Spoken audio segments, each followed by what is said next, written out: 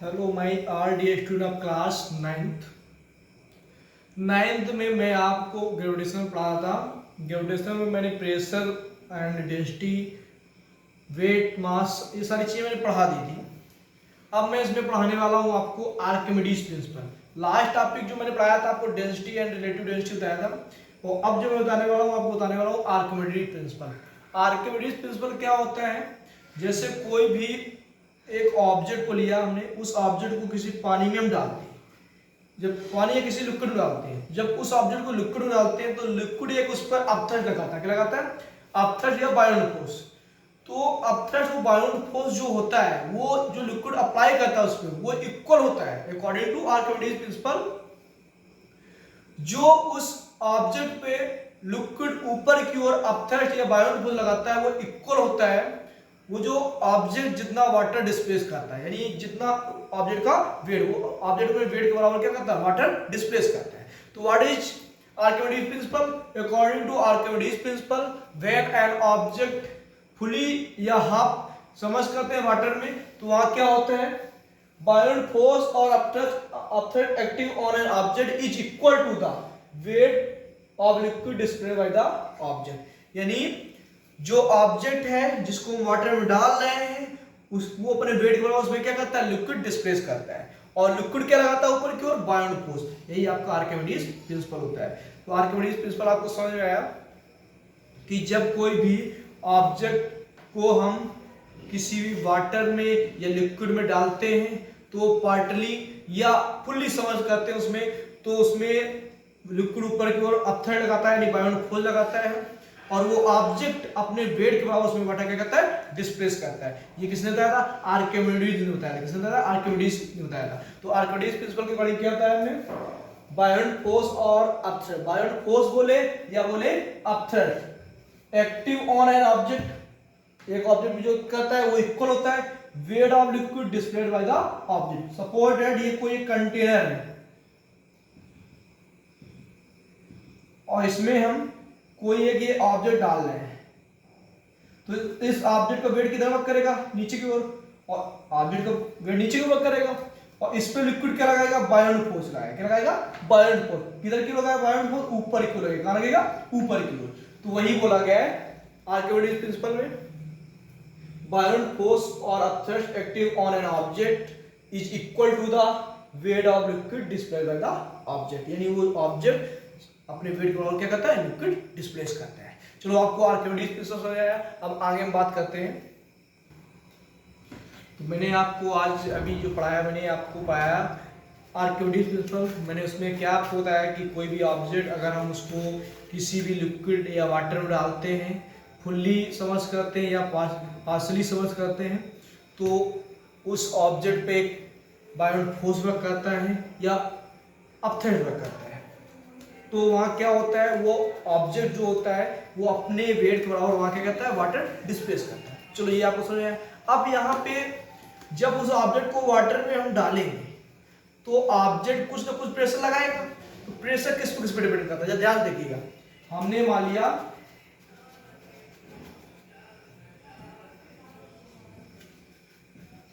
Archimedes principal आपका हो गया, मैंने आपको बता दिया है। अब ये बात करेंगे कि जब किसी भी ऑब्जेक्ट को हम वाटर में डालते हैं तो उसमें कुछ ना कुछ प्रेशर वर्क करता है।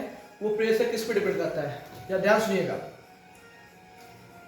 हमने मान लिया कोई ये ऑब्जेक्ट है, इसका वेट कितना वर्क करेगा? नीचे तो mg, और इस पे अपथ्रस्ट ऊपर वर्क कर रहा होगा। ठीक, हमें पता है प्रेशर इक्वल टू क्या होता है? Force upon area. और फोर्स यानी यहाँ पे क्या वर्क कर रहा है? वेट। तो F बराबर क्या होगा यहाँ पे? mg। तो जहाँ F लिखा हुआ क्या लिखते हैं हम लोग? mg। तो P इक्वल टू क्या आएगा? mg upon a।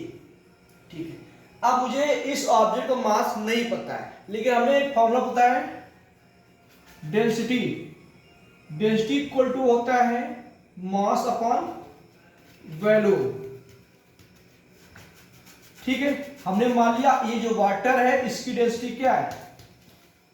Late the density of the water be rho. क्या है? रो।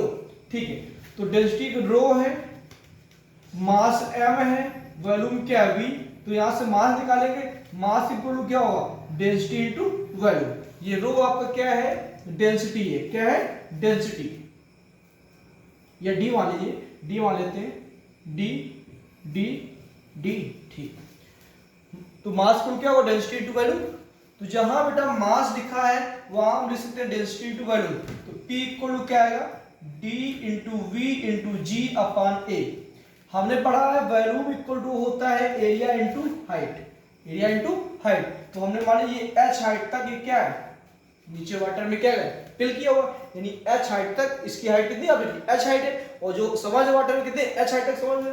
तो वॉल्यूम इक्वल टू क्या लिख देंगे, एरिया इंटू हाइट। तो P equal to D into A, volume क्या लिख देंगे हम लोग, area into height into g और अपॉन ए से क्या हो गया कैंसिल।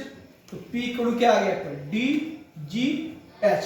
यानी अगर किसी भी ऑब्जेक्ट को हम किसी भी लिक्विड में या वाटर में डालते हैं तो वहां जो प्रेशर एक्सर्ट होता है वो प्रेशर किस पर डिपेंड करता है, डेंसिटी, ग्रेविटी और हाइट पर डिपेंड करता है, डेंसिटी, ग्रेविटी और हाइट पर डिपेंड करता है। फिर से ध्यान सुनिएगा, ये कोई ऑब्जेक्ट है, इस ऑब्जेक्ट को हमने वाटर में डाला, इसकी डेंसिटी क्या है, डी, और h हाइट तक वो सबमर्ज है, इस पे ऊपर की ओर अपथर्ड लग रहा और ये नीचे वेट लग रहा है, एफ बराबर mg, यानी फोर्स जो है इसमें, ठीक है।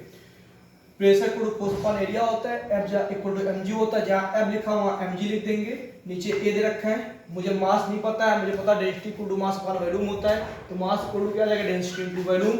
मास इक्वल टू डेंसिटी वॉल्यूम आ गया, जहां मास लिखा था वहां हमने लिख दिया density into volume into G. तो जी तो पहले ही आता, मास की हमने डेंसिटी इनटू वॉल्यूम लिख दिया इतना, ठीक है। Volume equal to area into height होता है, जहां वॉल्यूम लिखा हुआ एरिया इनटू हाइट दिया, एरिया से एरिया कैंसिल। प्रेशर इक्वल क्या है, रो जी ऐसे डी जी एच, डी मतलब डेंसिटी और जी मतलब ग्रेविटी और एच में हाइट। यानी प्रेशर जो कोई भी लिक्विड में या वाटर में कोई भी ऑब्जेक्ट जाते हैं तो उस पर जो प्रेशर एक्सर्ट होता है वो प्रेशर डिपेंड करता है डेंसिटी, हाइट और ग्रेविटी पे। तो इतना आपको समझ में आया। आज के टॉपिक में मैंने आपको आर्किमिडीज प्रिंसिपल बताया और मैंने बताया कि कोई भी ऑब्जेक्ट को अगर वाटर में डालते हो तो उस पर प्रेशर एक्सर्ट होता है, वो किस पे डिपेंड करता है, वो फैक्टर भी बताया, 3 फैक्टर होते हैं जिस पे डिपेंड करता है, डेंसिटी, ग्रेविटी और हाइट। चलो आगे बात करते हैं। तो आपका ग्रेविटेशनल चैप्टर जो है वो आपका हो गया है कंप्लीट। ग्रेविटेशनल में मैंने आपको जितने भी टॉपिक थे सारे मैंने पढ़ा दिए हैं और एक एक्स्ट्रा टॉपिक ही पढ़ा दिया है, और इसमें आपको करने हैं न्यूमेरिकल।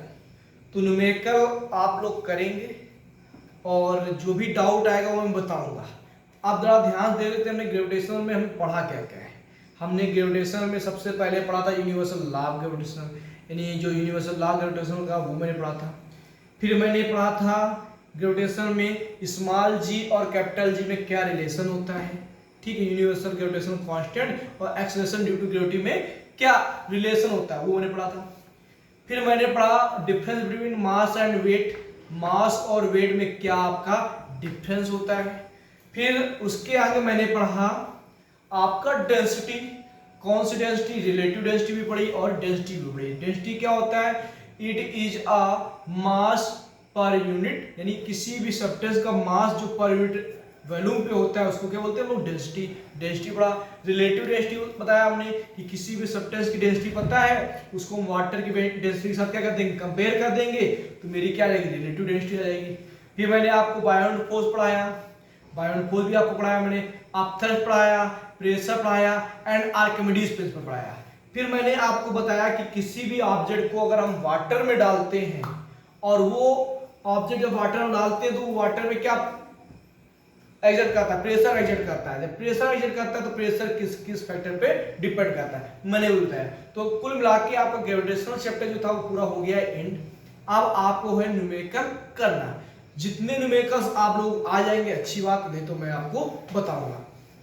तो अब मैं जो नेक्स्ट टॉपिक इसके बाद पढ़ाऊंगा न्यूमेरिकल के बाद, वो पढ़ाऊंगा वर्क, पावर एंड एनर्जी। उससे पहले आप लोगों को ग्रेविटेशन पूरा कंप्लीट करना है, बाकायदे नोट्स कंप्लीट करके भेजने, तभी मैं नेक्स्ट टॉपिक पढ़ाऊंगा। अब आप लोगों को नेक्स्ट वीडियो में न्यूमेरिकल से रिलेटेड में प्रॉब्लम क्रिएट जो होंगी आप लोगों की वो मैं बताऊंगा और कुछ अपने भी प्रॉब्लम्स में भेजूंगा। Thank you class.